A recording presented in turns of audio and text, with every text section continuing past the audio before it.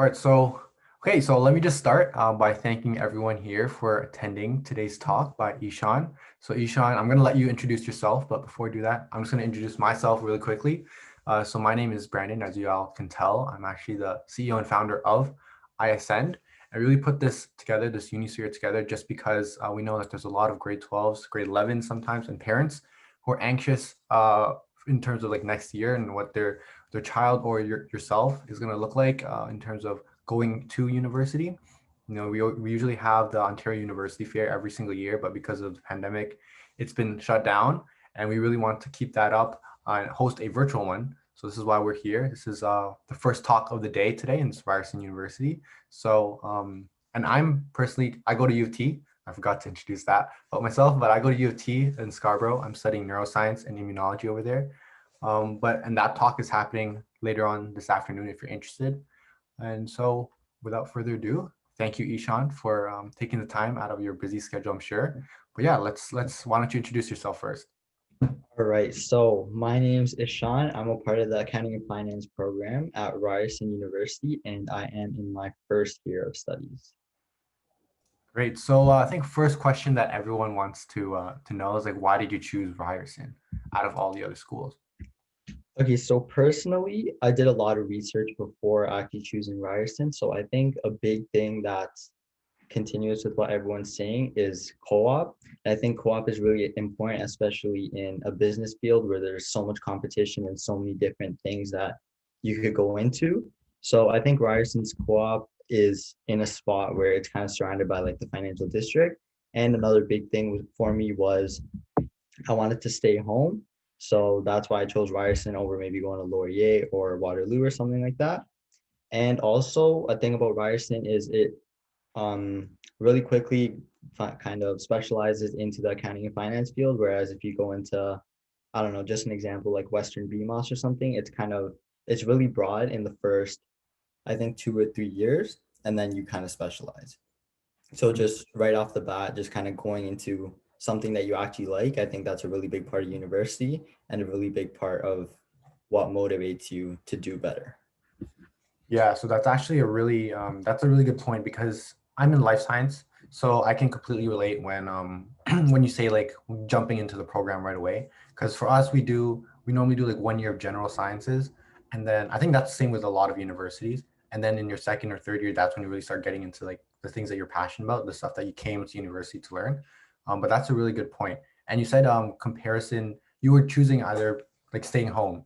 I think most grade 12s are in a way, I know I was one of them. Like I really wanted to like leave, and then I realized that like the financials and everything, it's a lot of money to move out. So what would you recommend to someone who is like maybe uncertain whether they want to move out or if they want to stay local?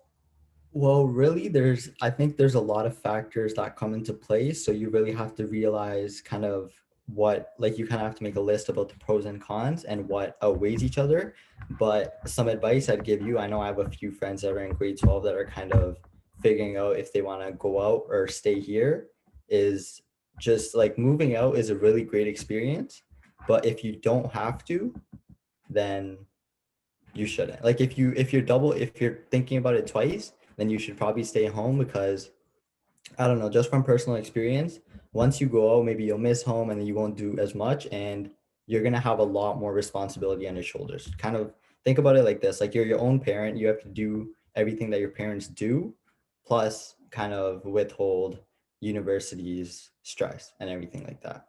Yeah, So I absolutely. I think think yeah. Go ahead. Sorry. So I think time management is like a really big thing. I know me and Brandon talked about it before this event started, but just kind of finding yourself and finding what you're good at. By all means, if you're good at that thing, I know a lot of people love going outside and meeting new people and just kind of putting yourself out there. So it's a really great opportunity for that. But I think all the opportunities are there for you if you stay at home too. The only difference is you have to kind of go find it and maybe work an extra a little harder just because of the commute or whatever. Yeah, you hit the nail right on the head on that one. I think with like I've heard a comment saying like with when you're comparing like moving away versus staying local, it's like in university you have to decide whether you're paying for like the education or paying for the experience. I think the experience obviously is going to be a lot different if you move out and live on res because you're surrounded by your friends the whole time. But that comes with a lot of responsibility, discipline and staying accountable for your work and, cooking, doing laundry, things that, and those things we don't really think about when we're thinking of moving. All we think about is we're going to be independent and free. But then there's so much things that we have to do that take away from our time studying. And, family is a big thing too. You're going to miss them a lot. A lot of people, all my friends who moved out, they're like, yeah, like first week I didn't realize how much I miss my family and everything. But it's great either way. It just has to depend on the person. So yeah, I think Ryerson. What was the application process like for you in your program? So for my program, I didn't really have to do like a supplementary application just for mine, but so it was kind of just going through with what kind of the high school tells you to do. So you go on OUAC, you find out what you want to do, you get that little code, and then you go to, I believe, sorry, and then after on OUAC, you type in that code and you just kind of pay the $50 and you apply. So it's pretty simple. I know Ryerson does send out offers throughout the 3 rounds. I know some maybe like super competitive programs, like I know Schulich, they might not send out offers for all 3 rounds and they just send it in the third one. So if you're planning to go to Ryerson, majority of the time you'll get offers throughout the round. So if you don't get in the first, don't be worried. You'll get in the second, third, whatever. But a big thing is make sure you know if your program has a supplementary application, because I know a lot of people, they'll leave it till the end or whatever. And this kind of thing isn't really meant to leave to last minute because they want to see your creativity, they want to see your insight. And if you're kind of, we all know if you're kind of rushing an assignment in the last second, I don't think it's going to be your best work. So even if it's due in January, if it's due in February, take a look at it. Maybe if you're not starting right now, just as long as you know what the questions are, just kind of going through them, starting some jot notes, and you could go from there. Yeah, and like I think that's a big thing too. Like sub apps, a lot of people don't even know that they exist in like some programs. So yeah, that's a very good point. And I guess when you're applying, like what really helped you make that decision to go to Ryerson? Was it like meeting people who went to that university, talking to people, or like your parents, your teachers? I think the biggest reason why I chose Ryerson was because of its co-op. So like I said before, it was between a couple schools that were around here. And I think their co-op is something that I really want to get into. So I need to make sure that I maintain like a 3.0 GPA or something like that. So I'm not in the co-op program yet. But I know once you get in, employers in the future, after you graduate, after fourth year or whatever, they really value um, your experience over, let's say, just the degree. So I always say this, I'm gonna live by this. It's what you make of the degree. So for example, Brandon, like he started iAscend, that's a really huge kind of accomplishment for him. And just when employers see that you're willing to go above and beyond to start new things, and you're willing to go above and beyond to kind of go to that next level of getting a co-op placement or joining clubs and doing things like that. So I think something that's really big is just the opportunities available to you. So I think in Ryerson, it has a lot of opportunities. It's in the heart of downtown, the financial district, and you're really able to kind of go from there. So I also really like the accounting and finance program.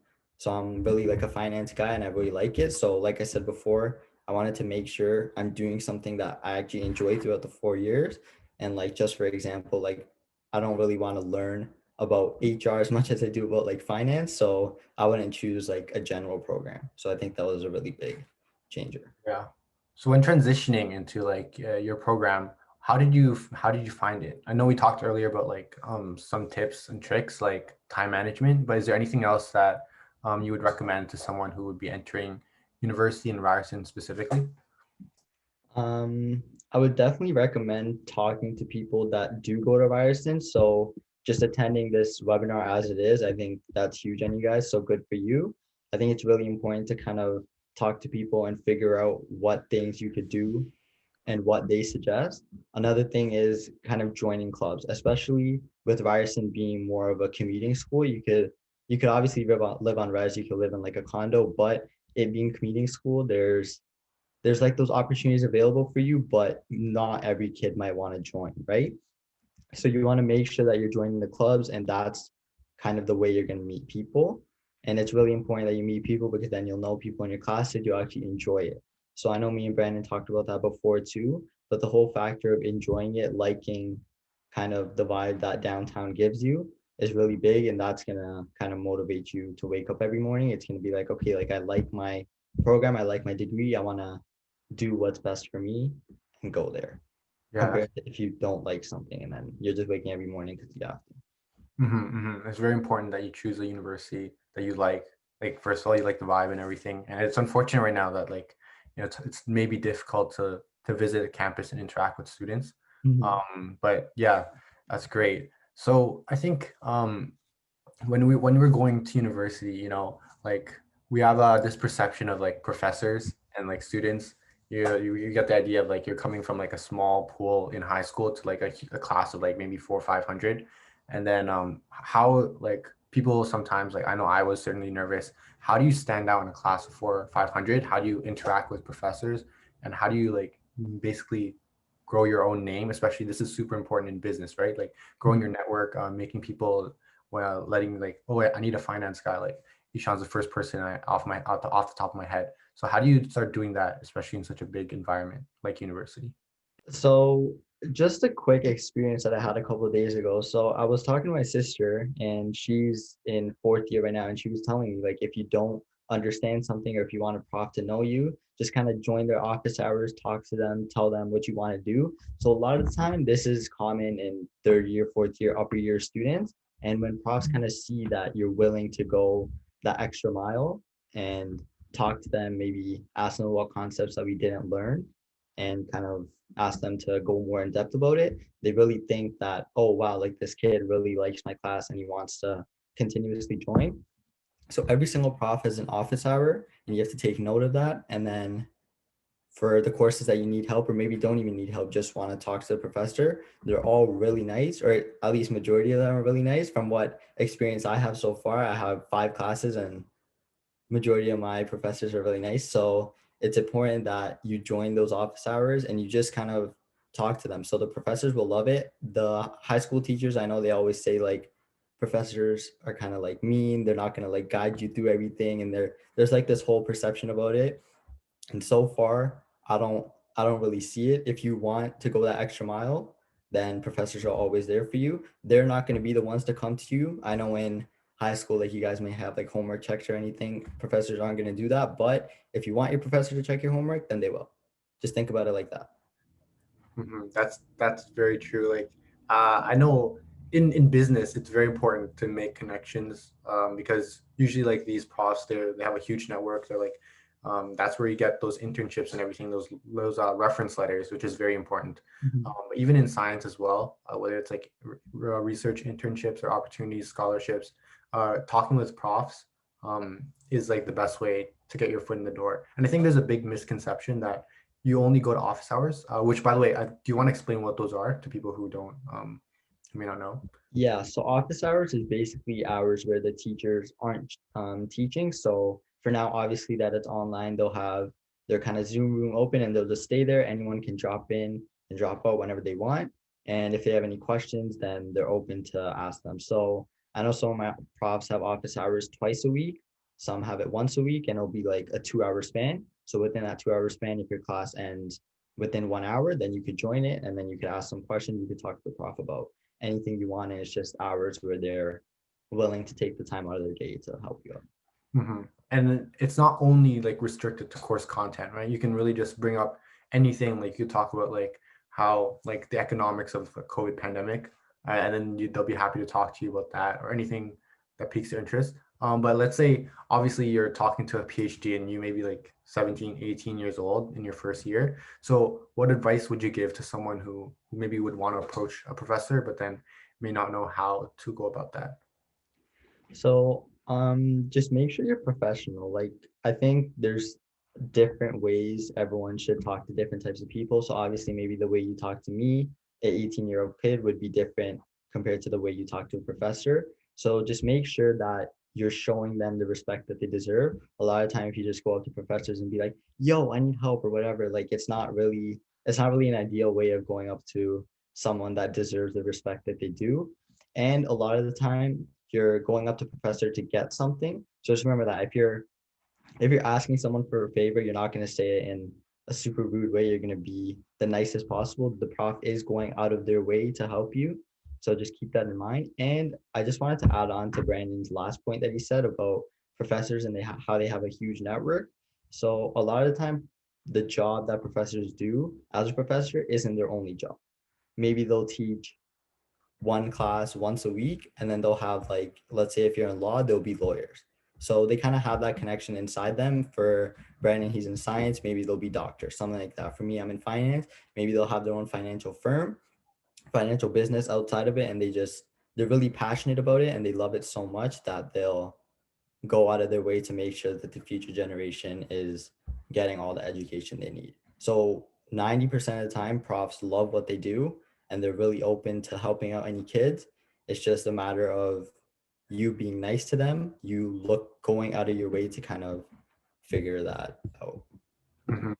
So let's transition now from profs to friends. I think one of the biggest fears of people going into university is making friends, or how will I fit in? And then especially looking around, there's so many people from all over the world essentially coming to like such a great school such as Ryerson. How do you make friends? I know you said clubs earlier, which is a great way, but other than that, how do you make friends? And like maybe adding on to that, like how do you make friends in the middle of a pandemic? So personally, I know it's been really hard, but I have made a few friends at Ryerson that are pretty close to me. So just kind of talking in class. I think when teachers ask questions and you just keep your microphone muted, I know for a lot of you people in high school, you guys also have the Zoom rooms and things like that.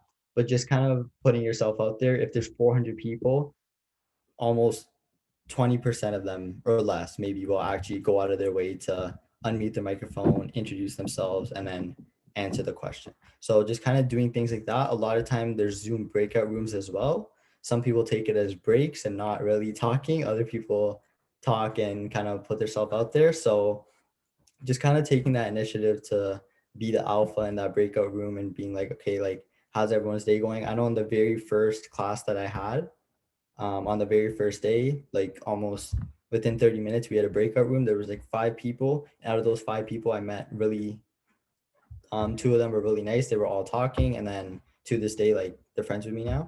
So I think just kind of talking, going out of your comfort zone is really big, and also joining clubs. So I know you guys have heard this like a million times in high school as well, but it really is important, even more important in university. So even more than just friends, like I said before, like, employers love it, just profs love it when you're out and going, and like your friends, that's the way you'll build your network. So whether you're in science, whether you're in business or arts, it doesn't matter. The network is what's going to get you kind of the extra step The and in front opportunity. of Yeah. everyone else. So Mhm. make sure you guys join clubs. It's going to make a life a lot easier. And if you have friends, I'm sure you guys know this, but if you have friends, and like, it's going to make going to university a lot more fun. And everyone in university is really nice. Just think about it as a big pool of people that are nervous and they're in this exact same page as you. So you approaching someone and being like, hey, my name is Ishan.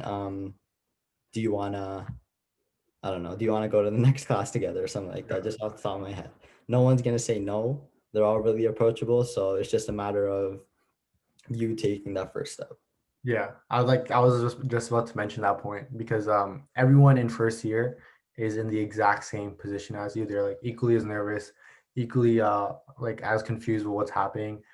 So don't be afraid to reach out. And I think a great way to do that for the business people, or actually anyone, LinkedIn is great for reaching out to people. And then same thing with Facebook groups. If you go, I don't know if you know this, Sean, but there's a lot of every year they make like Facebook groups, Mhm. like Ryerson class of 2024 or whatever. They probably some are starting to open up in like November, December. And so if you're interested, or if you have already accepted your offer and you're going to that university, make use of those Facebook groups. Start messaging people. Sometimes they even organize like Zoom calls, and just be the first man, like Ishan said, just initiate, and then that's where you're gonna get the responses. Great. So I think in terms of friends, obviously they help you stay accountable and everything. They help you, like, you can study together, which is great. But what are some things that you do to keep yourself productive, effective in school? I know that's like the reason why we come to universities to learn. And like how do you like do that like to the best of your ability? Just really finding out what motivates you. So I feel when you kind of find that motivating factor, that why factor of why I'm in university, and a lot of time for most people at least, it's bigger than just my parents forced me to do it, or it's bigger than I want to get those 90s, I want to get that 4.0 GPA. You have to find out why you want to do it. So for me, just a personal example, why I want to go into finance. I love kind of helping people, and I know finance is something that's so overlooked in today's society. And I think just the idea of being able to provide people with a life skill that might not be available in, let's say, grade 12, grade 11. I know they added a financial curriculum when you're like, I don't know, like 10 years old, but really realistically, what are you going to pick up from that? So I think it's really important to kind of help people in that way. And that's what motivates me to go to school. I know for Brandon, it might be something different. For all of you guys, it might be something different. So just finding out that motivating factor. Another thing is university is a lot shorter than regular high school. And something I've learned in just the 2 months is it's going to be deadline after deadline after deadline. So in high school, maybe you'll have a week, 2 weeks to kind of chill, and then you'll have a week to like where like every single test is. So in university, you really have to understand that once your midterms are done, you'll have maybe like a week of like assignments, and then you'll have your finals starting.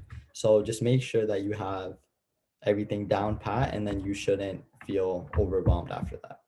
Like obviously the first week going into a completely new kind of area that's completely foreign to you is going to be difficult, but just make sure that you kind of get a hang of everything and you keep that motivation in mind, and you should be good. Yeah. Awesome. So I think at this point, we covered a lot of the big questions I'm sure everyone has, but I'm going to open the floor up to some questions. If you have any, you can just shoot them into the chat, and then we can. Yeah. So I think first, Angela was asking, does my chances of getting a job later on in life decrease if I don't take co-op? Which is a great question. Um, I wouldn't say so because co-op isn't the only way to kind of get internships and get things like that. So you could always, I just touched on it right now, but you could always go out and find internships. So I know maybe in some science programs they might not have co-op. Co-op's more popular in the business type programs.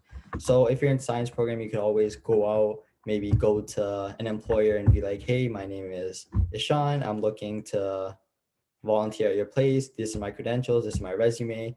Give it a look, and then we could talk soon. Just something as simple as that. I don't think it will necessarily decrease your chances, but just keep in mind if you are in a business program and you just did strictly education throughout the 4 or 5 years, how much ever it is, you have to make sure that you have to keep in mind that you're going against some people that may have already have had experience. So you want to really find out what's the way that I could stand out, right? So that's where the clubs come in. That's where creating your own not for profit comes in. That's where all these different kind of things come in. Yeah, I think like co-op's really just like it's kind of like an elevator towards that opportunity. It's not necessarily like you have to do co-op. Like you can always take the stairs and get there, but then obviously taking the stairs is going to be a lot more work than just riding up an elevator. And so that's the thing. Like getting into co-op is a great thing, and it gives people that or like access into industry a lot sooner than other people would. And like oh, speaking about co-op, like do you, I'm not sure about Ryerson because I know for Laurier is that in co-op like BBA for business co-op, you do still have to apply to co-op. Like you can come in as like a co-op student, but then not necessarily you're gonna be into the like get into the co-op program. Is that the same thing for Ryerson or? Yeah, so I was just gonna touch on that, but that's a huge misconception. People think that the school kind of spoon feeds you co-op. In no way is it like that. The only thing the school really does for you is they'll give you a list of employers. They might give you their numbers or emails if they're nice, and then they'll just give you a block where you don't have school, and they'll be like, all right, here's your co-op term, um, message the employers, whatever. They'll be there to help you with resumes and things like that. Again, like I said, no one's gonna kind of help you with the resume if you don't ask, but if you go for them, they'll help you out. They'll help you with the cover letters, the application process. But the huge misconception is they do not spoon feed you co-op. I know Waterloo, AFM, you're guaranteed co-op, but I know like Brandon said, Laurier, BBA, Ryerson, they don't spoon feed you co-op. So you have to make sure that that's where the network comes in handy and kind of building that network at a young age. So when your co-op time comes, maybe you have someone that you know that's in the finance position currently and can maybe help you get a position with co-op. Especially with your first co-op term, you're going against people that are maybe in their fourth or third co-op term and you're going against older people. So you have to find out what makes you stand out compared to those people. So a lot of time if you don't get the first co-op, it's not a big deal, I'd say so. Like obviously you try to get the first co-op as much as you can, but you have to remember that you still have 3 more co-op terms and you're going against people that are a lot older, a lot more experienced. So obviously the employers are gonna prioritize them over the younger students. And like I think the does your co-op journey, it like you say you start like let's say for example second year first semester, let's say that's like your first co-op term, you don't really start at that time, right? You're actively building your resume, you're actively looking for employers well before that time and trying to reach out to them like via email or LinkedIn just to see like what they're looking for so they can better tailor your application prior to the start of that, right? Yeah, That it's okay. usually like a whole term before that you would start. And like I said, the earlier you start, the easier it'll be. You don't want to kind of cram in everything into the last Yeah, I couple think of couple weeks. yeah. So adding on to something you said earlier with like when you're talking about like in university work never ends. It's like it's one thing after another. Mhm. That's something too that I would like to point out is that when you're working, like the work never ends as well. And when you think you have a break, you should be like working on your co-op stuff or like building your personal brand. And so in that sense, like there really is not a lot of free time if you're not able to manage your time well. But on the contrary, it is very important to also like take some time off to like to yourself, take some breaks because burnout is really big. And I think we should maybe just to give your thoughts on like burnout in university. Hopefully you haven't experienced it yet, but I know a lot of people end up burning out just because of the amount of work. So what do you think? Do you have any insights into that? So burning out, a thing is a lot of people do it because they get overwhelmed and like I said before, they cram everything into like the last day. So let's say if you have a midterm in 2 weeks and you have maybe 30 minutes of your day, start studying for it now. The more prepared you are, the easier it'll be in the long term and you won't experience that overwhelming type of feeling. So I know in high school you guys have exams. I've done it before. I've waited till the last couple of days to study. And when you just kind of compare your feeling the last couple of days you study compared to if you studied 2 weeks in advance, it's a lot better feeling. So just make sure that you're managing your time effectively and you're making sure that you don't get into that type of burnout zone. Because once you get into that, it's pretty hard to get out because then you lose all motivation and you're like, I can't do this anymore. Some people have mental breakdowns, and don't get me wrong, it's completely normal. Like, it's completely normal to have that, but just make sure that you try to avoid it as much as you can. And Mhm. the way to do this is time management. Yeah, time management, time management, time management for Yeah. sure. Okay, so the next question we have while reading some view books, I'm assuming those are university information pamphlets. I've seen that when applying, you have to write a few documents in order to apply. Is that for certain programs or all? I believe it's only a couple program, like only a few programs. I think every program's application process is different. Um, I know for majority of like life sciences, you just submit your grades. If you want scholarships, then obviously you would have to do additional applications. But what's it like in business? In business, so I know, I believe Laurier doesn't have one. Laurier BBA, Waterloo Accounting and Finance doesn't have one. Ryerson Accounting and Finance doesn't have one. But I know if you're going into Schulich School of Business, I don't know about Raman Commerce. Do you know anything about Raman Commerce up They to have that? I think they have a supplementary essay. They have? Okay, Yeah. so maybe the more competitive programs, they usually do have one. Yeah. But just like I said before, figure that out right now. You'll have the time right now before you kind of become stressed about, am I going to get into university? Am I not? Not that any of you will not. All of you are lovely people. I'm sure you all will. But just make sure that you figure that out at an early time and you get a head start on it. But not all of them will. Okay. And okay, so I think this question for let's talk about majors and programs.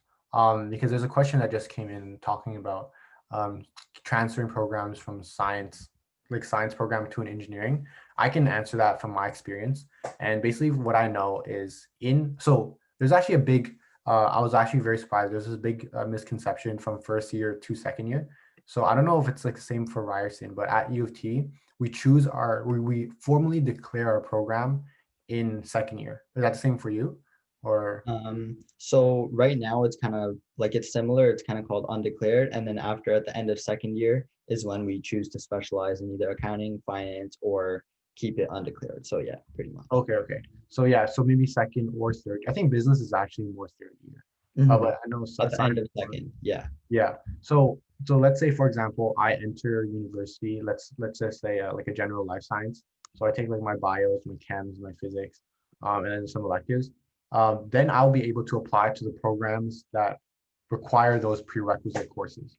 And essentially what I would like what you could do if you're planning to transition from a science to an engineering program is make sure you let's say you apply as like a biology major and you want to go into physics, for example.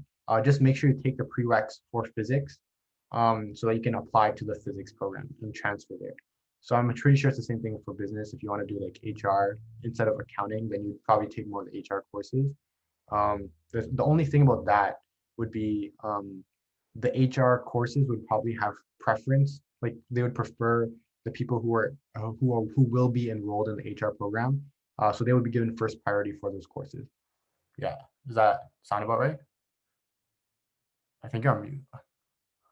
Oh, sorry. Yeah, that does sound about right. Okay, all right. Hopefully that answers your question.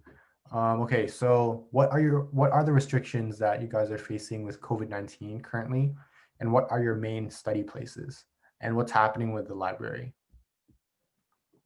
You want to Okay, take that? so um, the main restrictions are obviously we're not able to go to school. So I think that's a really big thing. I haven't currently experienced going to school at all, so it's not so much different for me. It's still just as overwhelming. It's still as kind of different. It's just a different place that I'm learning. Um, for libraries, do you know if I think U of T library is open, right? It is open, yeah. So I know like Gerstein, Robarts, in downtown, they're open. I'm not sure. I think there's some areas of the library that's like by appointment only. So you would have to like book it online and everything. And then obviously everything's like physically distant. Masks are mandatory. And then usually only have like, I think you only come in blocks. Like you can only do study from like 9 to 12 and then like 1 to 4 or whatever, or 1 to 3 and then 4 to 6. So that's really what's happening with like most libraries in university. In terms of like studying places, I'm studying right in my room. Actually, my bed's right there. Um, that's like we just have to make things work. But I think one thing that um, I would like to just mention right away, just because I've actually gotten the privilege to be close with a lot of my professors, and one of them is on like at UTSC is on the chair of undergraduate affairs, and she basically oversees everything that's going on, trying to get students back in school. And she was just telling me how incredibly like stressful it is to have students not come to school and learn online. So obviously there's a big cheating situation that everyone's like all the profs are concerned about. There's concerns with getting people to graduate on time because some courses have to be in person, like mostly for science, like lab courses and everything, and that's not possible. And then also like the technical issues and everything. So it's very stressful time for everyone, including us students. So I think right now, I know all of us, I know I was really frustrated in the beginning of the year. It's like, why can't I go to school? Like, I want to go. It's a different experience for sure. And arguably online is a lot harder. I would say so, and a lot of my friends do as well. But I think it's just important to appreciate everything that's going on. I know it may not be the traditional way to apply to university for everyone, but hopefully things get better. And just remember that they're doing this to keep everyone safe, which is like the ultimate priority. So yeah, like we just got off on a little bit of a tangent there, but let's go back and we have another question. If I study for first year, take second year off, and then do my second year studies 2 years after, so let's do my second year's courses in third year, will I need to reapply to the university? Do you know anything about Um, this? I don't know much about it, but I don't think so. I'm Mhm. so I don't know if you're allowed to do that. Are you?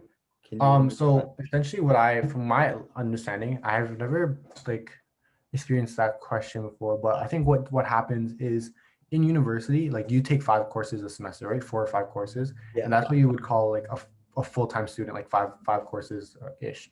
If you I think at every university, but for definitely at U of T, if you take 3 courses or less per semester, then you're be considered like a part-time student. And I think if you take like 1 course or whatever, then you'd also be like a part-time student. But if you don't, then then I don't think you would be considered like a student at all. So I'm not too sure exactly if you could reapply, if you would have to reapply. I'm sure you already have your student account and everything set up, so that I don't think that would need to happen. Um, but I would like I think you would probably have to do is ask like the specific university because everyone's policy is different, just to like get a better understanding of what that's asking. I think if usually people don't take years off, but if you do, it's probably for like exchange programs, or like you're working, and I think universities are pretty understanding to that, and they'll be accommodating. So I don't think you'd have to reapply per se. Yeah. And just adding on to that, I know sometimes if you're doing a foreign exchange program or something like that, and you talk to university people, they're super lenient about it. So maybe they can figure something out because it's all in the hands of the top board of directors and trustees. So if you talk to them about what you're doing and what your plan is, then maybe they could sort something out for you to where you don't have to apply and you could just take a term off. And the next term, you would just come back and then continue with your regular life. So I Mhm. think this question would be much better answered if you emailed the specific university. I know if you email them, they respond in like a day. Obviously, probably not on a Saturday or Sunday, but if you email them anytime, then they're really open to responding, whether you're high school or university.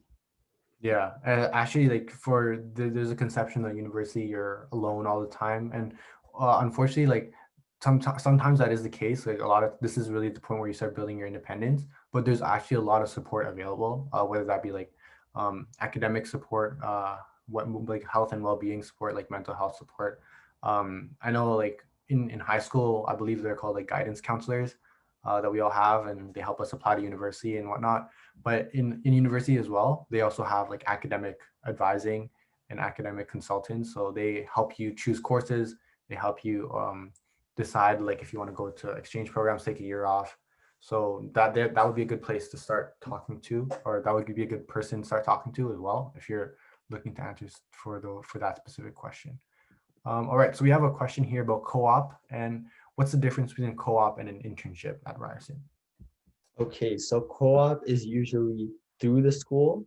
So obviously, remember that misconception I told you before. They just give you that term that where you could take your kind of co-op placement, and the internship is more where you're alone and you go look for it. So, for example, Brandon, does your program have co-op? Yeah, UTSC actually does have a science co-op. Okay, so I know some other programs, if you're going to Shoe Lake Business, then they don't have co-op, and at that point you would look for internships. So I know one of my friends that goes to Shoe Lake Business, he got an internship at Sun Life.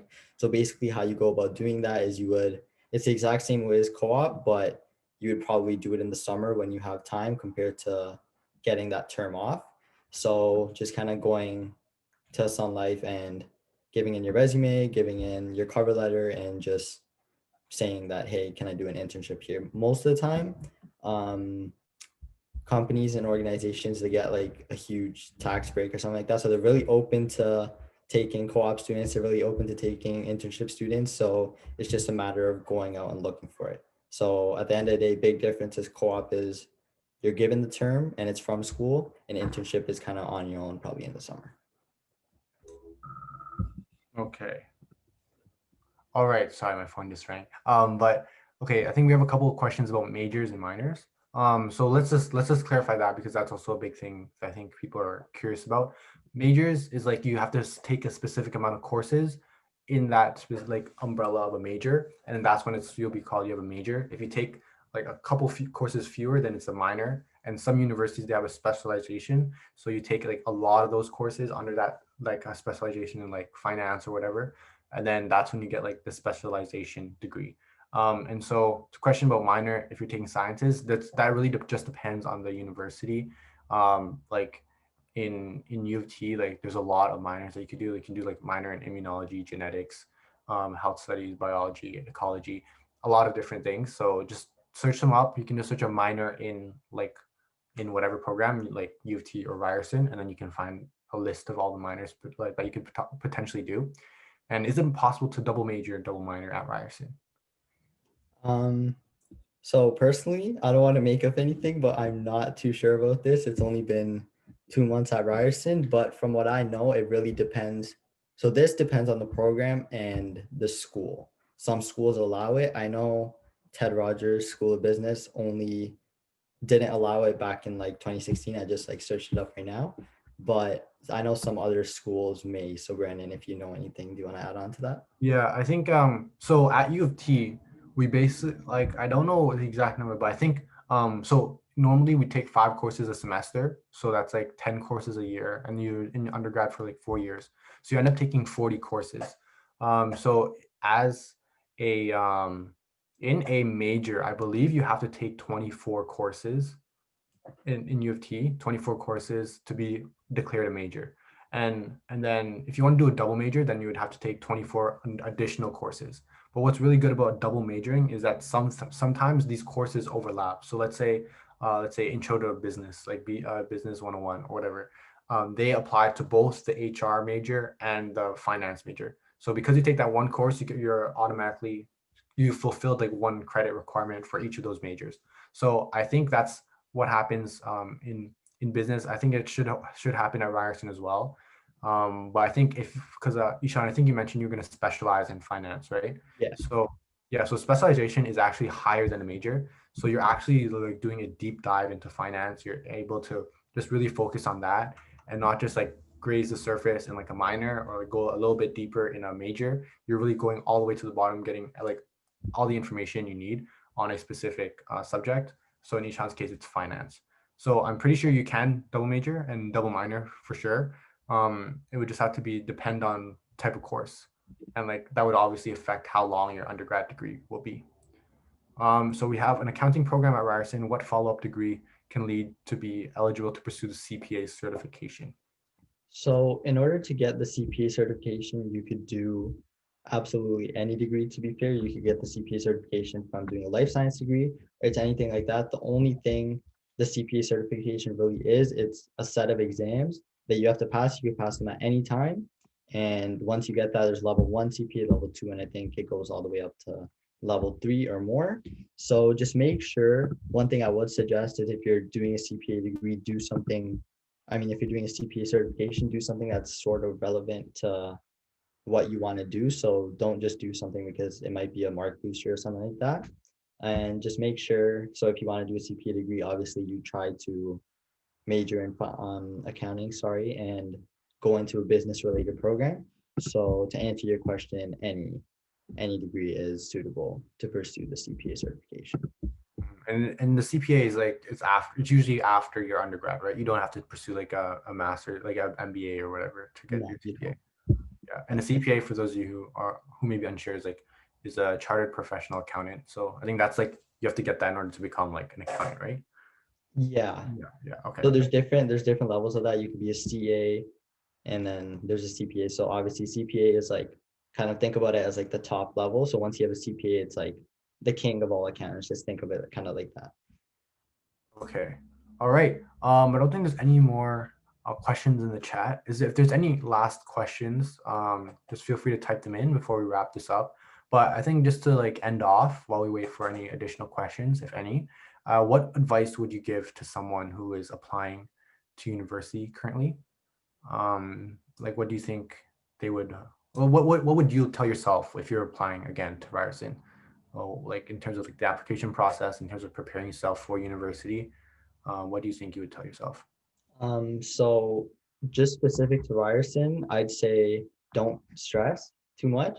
If you're applying to Ryerson, their acceptance percentage is, I think, like one of the highest actually. So just make sure that you you're not stressing and you're keeping just focus on one thing is keeping your marks up the supplementary and everything, make sure you know what's required for that university. And another thing, just in general, keep your options open. So even though maybe you might not want to go away, or maybe all you want to do is go away, spend the extra $50. It's not a lot of money in the end of the day, and just like apply, right? So I know in 4 or 5 months, a lot could change. I know Brandon was saying that he wanted to go out, like he wanted to go away, and he figured out that he wants to stay here. So a lot could change from those 6 months. Maybe it's your friends, maybe it's your family. You never know what could happen, but just make sure that you're applying to different places, even though it may not be where you want to go. And just a rule of thumb, when you're applying, I applied to 4 places. Make sure you have, this is minimum, like minimum is 3. Make sure you have one backup, one that like you really want to get into, like your top choice, and then the others could be like middle. So maybe you can have multiple top choices, but make sure as a minimum you have one backup that you're for sure guaranteed to get into. Yeah.